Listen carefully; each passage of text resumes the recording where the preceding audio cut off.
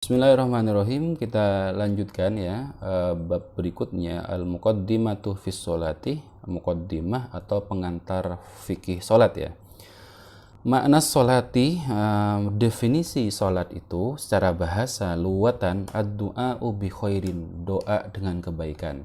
Doa-doa baik. Jadi salat itu kalau secara bahasa adalah doa-doa kebaikan.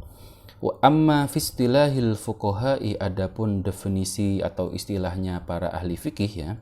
Salat itu adalah aqwalun wa af'alun mahsusatun tuftahu bitakbir wa tuhtatamu bitaslim. Jadi rangkaian ucapan, rangkaian perbuatan yang khusus, yang tertentu ya, yang diawali dengan takbir dan diakhiri dengan salam, itu namanya salatnya.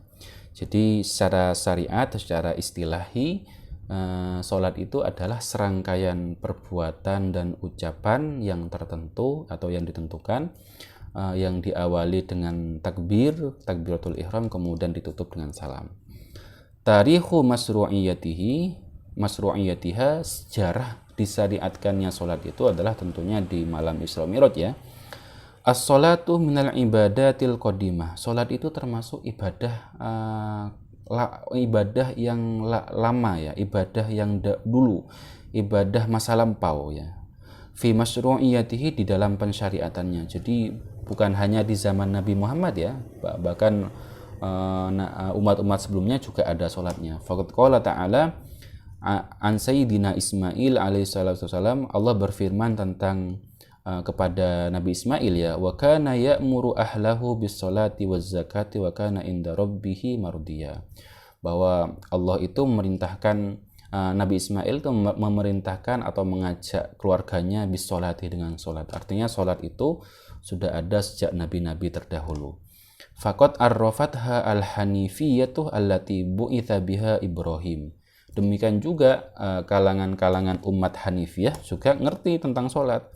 Wa arafaha atba'u Musa alaihissalam, demikian juga pengikut Nabi Musa ngerti tentang salat ya.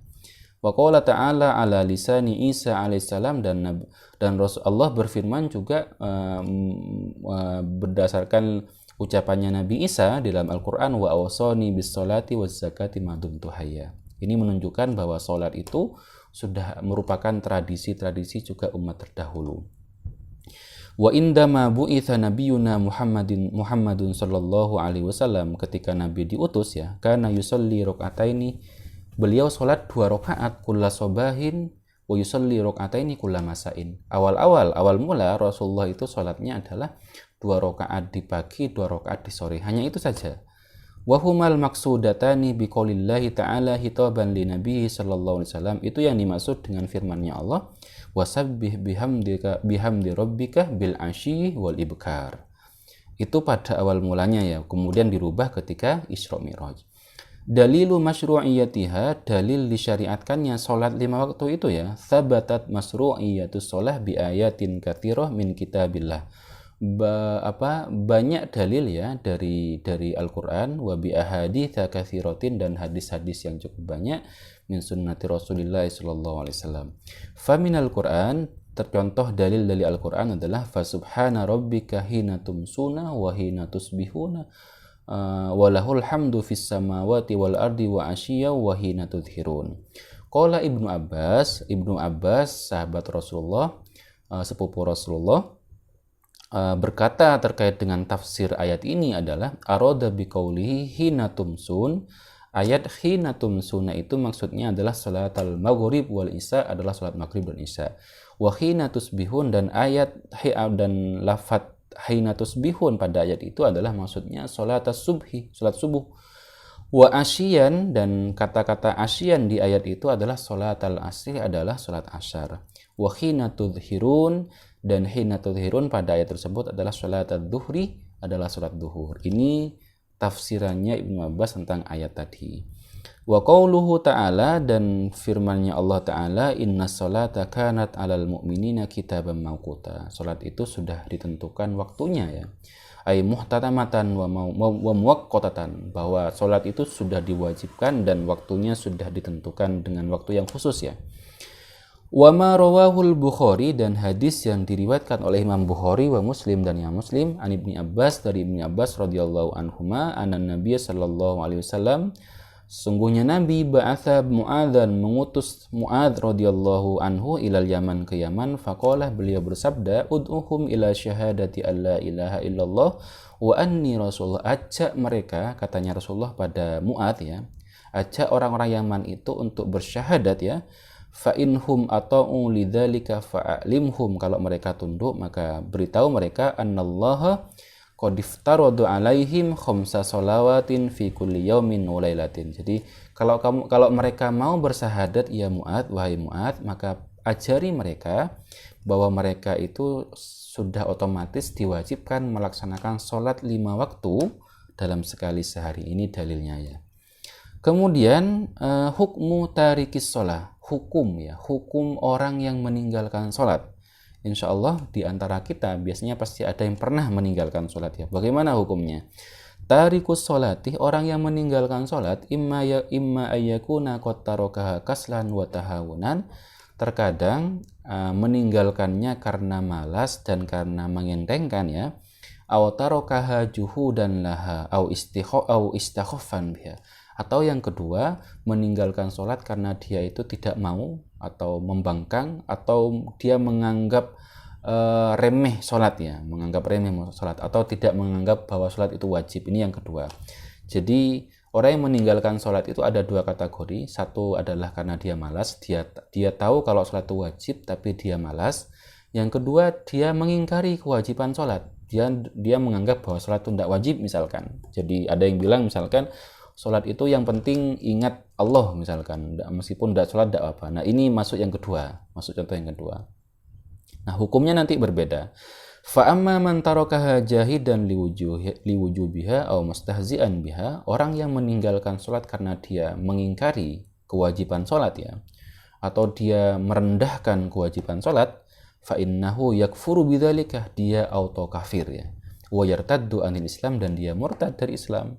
Fayajibu alal hakim, maka hukumnya wajib terhadap hakim, jaksa atau qadhi ya, ayyamurahu bitaubah, diperintahkan tobat, orang ini harus tobat. Fa in taba wa aqamas sholata fadakah, kalau dia mau tobat dan mulai mendirikan sholat maka dia sudah selesai ya.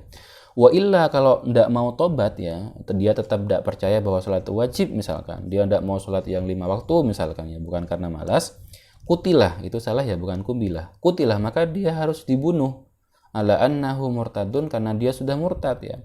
Wala yajuzu wasluhu, dan tidak boleh nanti jenazahnya dimandikan, wala takfinuhu, dan tidak boleh dikafani, wala sholatu alaih, dan tidak boleh disolati. Kenapa? Karena dia sudah murtad ya, tidak diberlakukan secara muslim soalnya. Kama la yajuzu dafnuhu fi maqabil muslim, demikian juga tidak boleh dikuburkan di pemakaman muslim. Li'annahu laisa minhum, karena dia bukan muslim soalnya. Berat ya. Naudzubillah, semoga kita terhindar dari pemahaman yang menganggap bahwa sholat itu tidak wajib. Kenapa? Karena sholat itu sudah ijma ulama, sudah secara hadis qot'i dan secara dalil qot'i bahwa sholat itu wajib. Wa amma in tarakaha kaslan, kalau yang kedua, orang yang meninggalkan sholat karena malas, wa huwa ya'taqidu wujubaha, dia tetap wajib, dia tetap yakin bahwa sholat itu wajib. Tapi dia hanya malas saja, fa innahu yukallafu min qibalil hakim biqada'iha wa taubatu an ma'siyatit tark. Maka hakim atau jaksa wajib menuntut dia untuk segera mengqada atau mengganti sholat-sholat yang dia tinggalkan dan tobat dari maksiat meninggalkan sholat. Fa illam yanhad ila qada'iha wajaba qatluhu haddan. Kalau dia tidak mau tobat atau tidak mau mengqada sholat yang dia tinggalkan, maka dia wajib dibunuh sebagai bentuk had ya. Ayyut tabaru qatluhu haddan minal hududil masyru'atu li usatil muslim. Berbeda dengan kasus yang pertama, kalau kasus yang ini dibunuh secara had ya, dia tetap dianggap muslim tapi. Sehingga dia tetap boleh dikafani, boleh disolati. Kenapa? Karena dia muslim yang meninggalkan sholat. Jadi dari sini kita bisa memahami bahwa hukum orang meninggalkan sholat itu berat ya.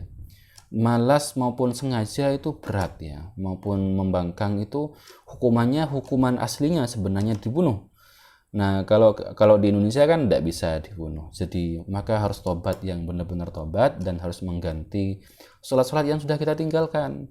Misalkan kalau kita lupa ada berapa sholat yang sudah kita tinggalkan, kita kira-kira saja atau lebihkan jumlahnya, sehingga kita tidak kena hukuman beratnya sholat yang seperti ini. Dalilnya adalah rawa al-Bukhari wa Muslim, riwayat Imam Bukhari dan Muslim dari Umar, anna Rasulullah, sungguhnya Rasulullah qala bersabda, umirtuh, saya diperintahkan an uqatilan nas, untuk memerangi manusia, hatta yashhadu, sampai mereka bersyahadat alla ilaha illallah wa anna muhammadar rasulullah, wa yuqimus sholata, dan dia mendirikan salat, sampai dia mau salat saya disuruh memerangi, wa yu'tuz zakata, dan membayar zakat. Fa idza fa'alu dzalika asamu minni dima'ahu wa amwalahum. Kalau mereka mau melakukan itu, mereka mau syahadat, mau salat, mau zakat, maka darah mereka dijaga, dijamin ya. Tapi kalau enggak, mereka juga harus diperangi. Nah ini ya, yang penting juga bahwa orang yang meninggalkan sholat dengan sengaja, misalkan ya dia sibuk main game sampai dia melewati waktu sholat dan dia meninggalkan sholat, misalkan dia namanya meninggalkan sholat dengan sengaja, maka dia wajib segera mengqadha ya, wajib segera mengqadha. Jadi ada dua kewajiban ya orang yang meninggalkan sholat dengan sengaja. Yang pertama adalah wajib mengqadha, yang kedua wajib segera mengqadha, wajib mengganti. Jadi kalau misalkan duhurnya bablas karena sengaja main bola misalkan ya, maka setelah itu harus segera mengqadha. Kalau tidak segera maka dosa. Jadi waktu-waktu yang kita biarkan tidak mengqadha itu berdosa. Ini yang dimaksud dengan bahwa orang yang meninggalkan sholat dengan sengaja itu wajib mengqadha dan wajib menyegerakan mengqadha. Berbeda kalau orang dia meninggalkan sholat tapi tidak sengaja. Misalkan dia tidur ya, tidur dari jam 11 siang sebelum duhur, ternyata bablas sampai ba'da asar, itu tidak sengaja namanya. Kenapa? Karena tidurnya pulas di antara jam 11 sampai ba'da asar. Maka dia disunnahkan saja menyegerakan. Tapi mengqadha sholatnya wajib, tapi menyegerakannya hukumnya sunnah ya, berbeda ya. Itu yang dimaksud dengan perbedaan orang yang meninggalkan sholat dengan sengaja dan meninggalkan sholat dengan tidak sengaja. Perbedaannya adalah di hukum menyegerakan. Kalau hukum menggantinya tetap sama-sama wajib, tapi hukum menyegerakan mengganti, yang sengaja itu wajib, yang tidak sengaja itu disunnahkan segera mengganti. Apakah duhur harus diganti di waktu duhur? Tidak. Misalkan kamu meninggalkan duhur dengan tanpa sengaja, maka asar boleh diganti di waktu asar. Jadi usolli fardhu duhri arba rakaatin qadaan, karena mengganti. Wallahu a'lam bishawab.